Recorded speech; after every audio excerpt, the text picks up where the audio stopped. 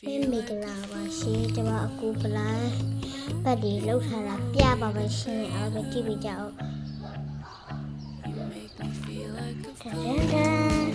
မိုးရကြလာသူမျိုးလေးပဲဟောလာတယ်ကြည့်ပါရှင်ကျွန်မပေါ့ချင်းပါပေါ့နော်အ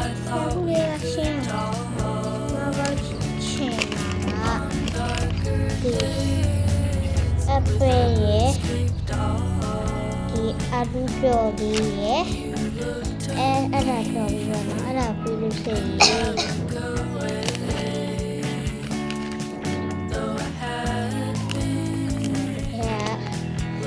ခုံကြီးအားကောင်းရပါမယ်အားလုံးပဲတောက်ပြအောင်မယ်နော်ဒီမှာသဘောဖို့လို့ဆက်ရှိုးပါဒါတော့ကျွန်မညီမလေးရဲ့ကျွန်မညီမလေးအိမ်မမေပေါ့နော်ရှင်အဲ့ဒါလေဘလူးပိုးစဖြစ်အောင်ဆိုပြမယ်နော်တန်ဟာဒီဘာလို့မှ something လို့ဆန်သူမျက်နာတွေဖြေရဖို့ဆိုရောက်ရပါတယ်ရှင်ပြန်ရိုက်မယ်ဟဲ့